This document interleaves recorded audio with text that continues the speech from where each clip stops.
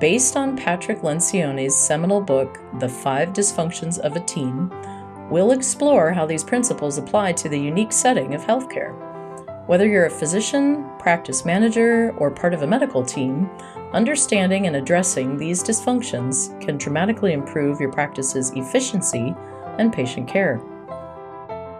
Welcome to Medical Money Matters, the podcast where you can find experts, answers, and resources so that you can achieve mastery over the financial and business aspects of your practice. Hello, everyone. I'm your host, Jill Arena. I began my career in accounting and finance, and I have more than 30 years of experience running medical groups. I own and operate a national healthcare consulting and revenue cycle company, and I am the author of Physician Heal Thy Financial Self. In 2020, I co-founded the Physician Leadership Project, and my passion is to increase financial and business literacy for physicians. Episode 75. Got dysfunction on your team? Overcoming dysfunction in medical practices. Welcome to today's episode, where we delve into the world of business psychology, focusing specifically on team dynamics within medical practices. Based on Patrick Lencioni's seminal book, The Five Dysfunctions of a Team, we'll explore how these principles apply to the unique setting of healthcare. Whether you're a physician, practice manager, or part of a medical team, understanding and addressing these dysfunctions can dramatically improve your practice's efficiency and patient care. So let's get started. In a medical practice, the stakes are high. The well-being and lives of patients are in our hands, and effective teamwork isn't just beneficial, it's essential. Dysfunctional teams can lead to mistakes, miscommunication, poor quality outcomes, and decreased patient satisfaction. Today, we'll break down the barriers to effective teamwork and discuss actionable steps to create a more cohesive and successful practice. Let's start with an overview of the main types of dysfunctions. Patrick Lencioni identifies 5 core dysfunctions that can cripple a team. Let's discuss each one. First is the absence of trust. This occurs when team members are not open with one another and are reluctant to admit their mistakes, weaknesses, or vulnerabilities. In a medical setting, this can lead to underreporting errors or hesitance to ask for help, which could be detrimental to patient care. This is quite common among physicians, as many of you trained in medical schools with a shame culture. You were expected to know the answers, and it was not okay to say, "I don't know," or "I made a mistake." This now permeates your team as they learn from your example. You'll have to do some specific work to unpack this tendency. Fear of conflict. Teams that lack trust are incapable of engaging in unfiltered and passionate debate of ideas. Instead, they resort to veiled discussions and guarded comments. A medical team that avoids conflict may not discuss critical or controversial issues, such as treatment plans or operational improvements. It's important to note that most people who choose healthcare as a profession are conflict avoidant. After all, you didn't go to law school. This isn't necessarily bad, just something to be aware of. Your entire team is likely to shy away from conflict, so the leadership question emerges: how do you stimulate healthy conflict in your group? Lack of commitment. Without having aired their opinions in the course of passionate and open debate, team members rarely buy in and commit to decisions, though they may feign agreement during meetings. This can lead to ambivalence regarding decisions and confusion over direction and priorities. Avoidance of accountability. If a team does not commit to a clear plan of action, even the most focused and driven individuals hesitate to call their peers on actions and behaviors that seem counterproductive to the good of the team. In healthcare, this can mean overlooking practices that could be improved or corrected. Inattention to results. In teams where individuals aren't held accountable, members naturally tend to put their own needs, ego, career development, recognition, above the collective goals of the team. For a medical practice, this might mean focusing more on personal accolades than on patient outcomes. Now that we have identified the 5 dysfunctions, let's apply Lencioni's framework to a medical practice. Each dysfunction has its manifestations in medical practices.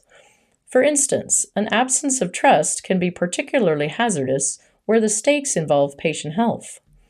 Stop and consider for a moment some real-life examples of how you've seen these dysfunctions appear in healthcare settings. Now you'll get why recognizing them is the first step to correction. Recognizing signs of dysfunction in your team involves a careful assessment of team behavior and outcomes. For example, if meetings often end with no decisions or vague conclusions, you might be seeing a lack of commitment. Or if team members frequently blame each other for mistakes or fail to accept responsibility, there's likely an accountability issue. Regular team assessments can help identify these signs early. Let's move on to some strategies to overcome team dysfunctions. Overcoming these dysfunctions requires targeted strategies. First is building trust. Start with activities that help team members get to know each other on a deeper level, like retreats or professional vulnerability exercises. Second is encouraging healthy conflict. Foster an environment where constructive conflict is valued over artificial harmony. This might mean setting ground rules for engagement or providing training on effective communication. We've seen some groups where there is too much artificial harmony actually appoint a team member to serve as the devil's advocate in each discussion. This means they get to argue the opposite point and bring up reasons to think through a decision from a different perspective. You can have some fun with this, and you'll see it bring out some helpful perspectives that you might not have otherwise considered. Third is fostering commitment. Ensure that all team members are involved in decision-making processes. Use strategies like active listening to ensure that everyone is heard. Don't hesitate to ask for feedback directly from those who are more quiet. Frequently, they're quiet because they're processing, and if you ask them directly, they will come out with something brilliant. Fourth is promoting accountability. Set up clear standards and regular performance discussions.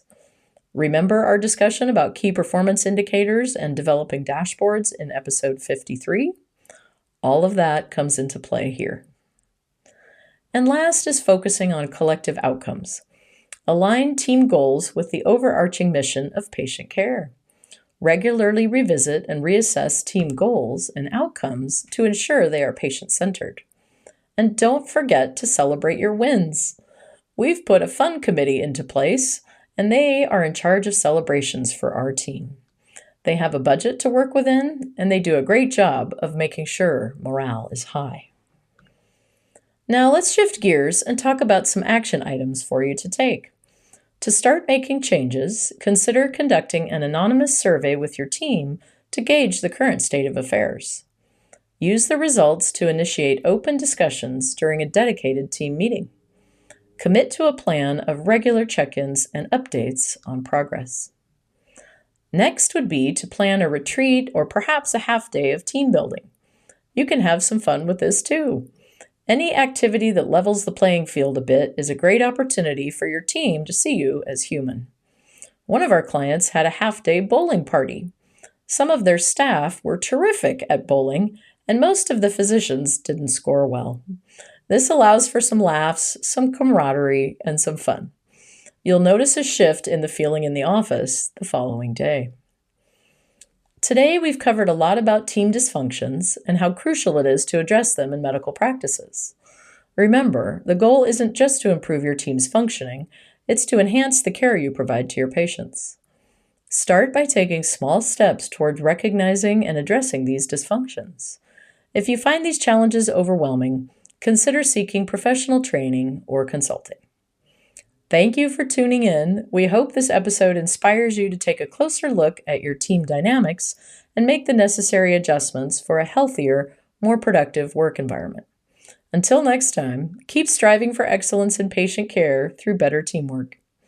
Join us for our next episode where we'll discuss workforce development and why you want your whole team to get promoted. You can find more information online at medicalmoneymatterspodcast.com And you can also find examples in my book, Physician Heal Thy Financial Self, which is available on Amazon. We've included those links in the show notes.